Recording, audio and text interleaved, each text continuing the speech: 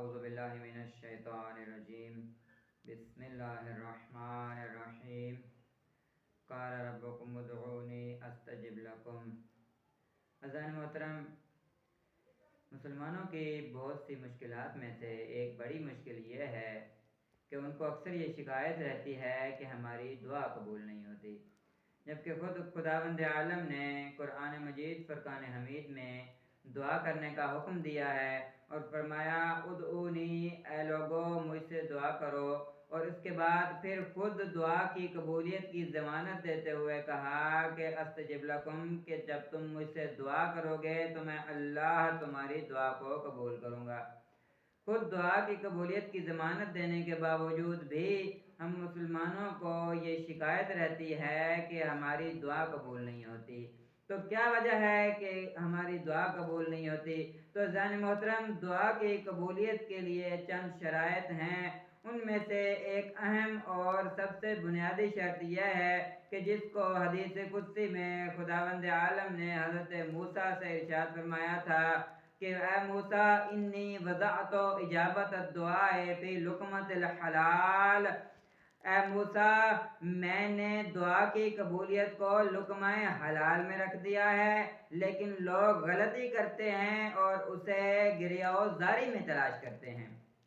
इज़ान मोहतरम, इंसान हलाल तरीके के अलावा किसी नाजायज़ तरीके से पैसा कमाकर अपने भांजे या भतीजे का हक गस्ब करके, रिश्वत लेकर, नाजायज़ कारोबार, सूद का कारोबार करके उससे पैसा कमाकर और उन पैसों से ज़ियारात पे जाए, करबला जाए और इमाम हुसैन अलैहिस्सलाम के कुब्बे के नीचे जर्री को पकड़कर जोर जोर से गिरिया कर कर दुआ मांगे, लेकिन दुआ कबूल नहीं होगी। क्यों? क्योंकि खुदावंद आलम ने खुद हदीस कुदसी में इरशाद फरमा दिया कि दुआ की कबूलियत की सबसे पहली शर्त यह है कि आपके पेट में लुक़मा हलाल होना चाहिए।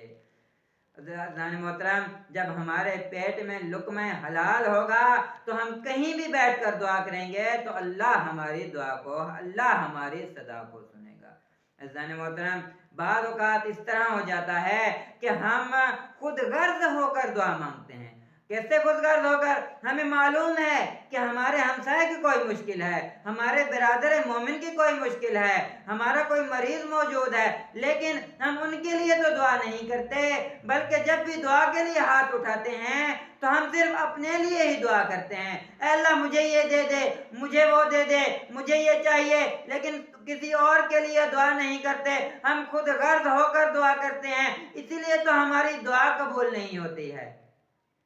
इमाम हुसैन अलैहिस्सलाम अपने भाई इमाम हसन अलैहिस्सलाम से रिवायत करते हैं कि एक बार शबे जुमा थी, मैंने देखा कि मेरी माँ ज़हरा सारी रात इबादत खुदा में मशगूल हैं और कभी रुकू कर रही हैं, कभी सजदा कर रही हैं और कभी क़याम में हैं। और जब सुबह की सफ़ेदी तुलू हुई तो मेरी माँ ने दुआ के लिए हाथ उठाए। जब दुआ करना शुरू की तो कभी हमसायों के लिए कर रही हैं, कभी मोमिनीन के लिए कर रही हैं। इन सब के लिए दुआ करके मेरी माँ ने अपनी दुआ को ख़त्म कर दिया। मैं नज़दीक गया, अपनी माँ से अर्ज़ किया, ए अम्मा, आपने अपने लिए तो कुछ मांगा ही नहीं।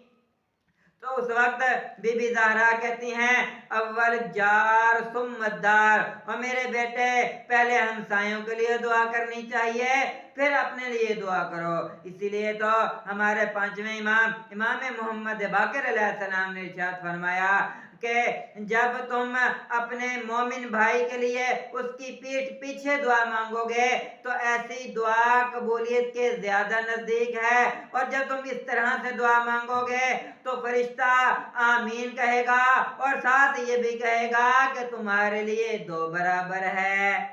अज़ान मोहतरम, छठे लाले विलायत इमाम सादिक भी इरशाद फरमाते हैं कि जब कोई मोमिन किसी दूसरे मोमिन के लिए दुआ मांगता है तो अल्लाह उस मोमिन की उम्र भी तुलानी कर देता है और उसका रिज़्क भी वसी कर देता है।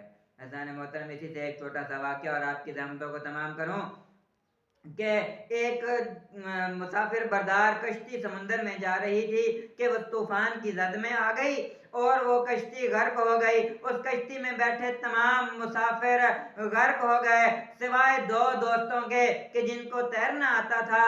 वो तैरते तैरते एक जजीरे पे जा पहुंचे। जब जजीरे पे पहुंचे तो जजीरा बेआब हो गया था, वीरान बेआबान, ना कोई खाने की चीज ना कोई दरख्त। तो उन्होंने कहा कि अब यहाँ से बचकर निकलने का तो कोई रास्ता नहीं, सिर्फ एक रास्ता मौजूद है और वो रास्ता है दुआ का रास्ता। तो उन्होंने ये फैसला किया कि जजीरे के एक कोने में एक दोस्त चला जाए, जजीरे के दूसरे कोने में दूसरा दोस्त चला जाए और दोनों दोस्त अलग अलग जाकर दुआ करते हैं। जिसकी भी दुआ कबूल हो गई कोई नजात का सबब बन जाएगा।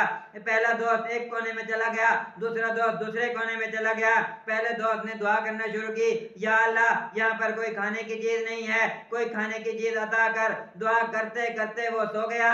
जब सुबह उठा तो उसका हिस्सा, जजीरे वाला हिस्सा उसका जो था जिसमें उसने रहकर दुआ करनी थी, वो सरसब्ज़ शादाब हो गया था। खाने पीने फलों के लिए पेड़ मौजूद थे। तो उसने सोचा कि अल्लाह ने मेरी दुआ को कबूल कर लिया है। फिर अगले रोज जब उसे तन्हाई महसूस हुई तो उसने फिर दुआ के लिए हाथ उठाए, ऐ मेरा अल्लाह मैं यहाँ पर तन्हा हूँ, मुझे कोई साथी अता फरमा। लेकिन जब उसने साथ वाले दोस्त के हिस्से की तरफ देखा, उसका हिस्सा उसी तरह बेआब हो गया, ना उसमें कोई दरख्त था ना उसमें कोई पानी था, उसी तरह वीरान और सुनसान पड़ा हुआ था। तो उसने सोचा कि शायद मेरे दोस्त की दुआ कबूल नहीं हुई। तो फिर उसने दुआ की, या अल्लाह कोई हमसफर कोई साथी अता फरमा। फिर एक जहाज, एक कश्ती गर्क हुई, तमाम मुसाफिर हलाक हो गए। सिर्फ एक खातून बची जो तैरती तैरती उस जजीरे तक आ पहुंची। हम दोनों ने आपस में शादी कर ली। फिर उस पहले दोस्त ने दुआ की, या अल्लाह अब यहाँ पर रहने के लिए कोई घर भी होना चाहिए। तो मौजदाना तौर पर जब वो अगली सुबह उठा तो वहाँ पे मौजदाना तौर पर बहुत बेहतरीन घर मौजूद था। अब जब उसकी ये दुआ भी कबूल हो गई तो उसने सोचा मैं कितना मुस्तजाब दावत हो गया हूँ कि मेरी सारी दुआएं कबूल हो गई हैं। लेकिन अफसोस कि मेरे उस दोस्त की कोई दुआ भी कबूल नहीं हुई कि उसका हिस्सा अभी तक बेआब हो गया है, उसी तरह वीरान बेआबान है। तो फिर उसने दुआ के लिए हाथ उठाए, ऐ मेरा अल्लाह अब यहाँ रहकर थक गए हैं, अब यहाँ से जाने के लिए कोई सबब अता फरमा। एक दूर से देखा कि एक जहाज आ रहा था। वो जहाज उसी जजीरे पे लंगर अंदाज हुआ और वो दोस्त उस जहाज पर बैठने लगा। जब बैठ रहा था तो उसने सोचा कि अगर मेरा दोस्त इन तमाम नेमतों का हकदार होता तो उसकी भी दुआ कबूल हो जाती। चूंकि वो इन नेमतों का हकदार नहीं था इसलिए उसकी दुआ कबूल नहीं हुई। तो वो अकेला ही उस जहाज पर सवार हो गया। जब सवार हुआ ना तो गैब से आवाज आई कि ऐ बंदा खुदा, तूने अपने दोस्त को सवार क्यों नहीं किया।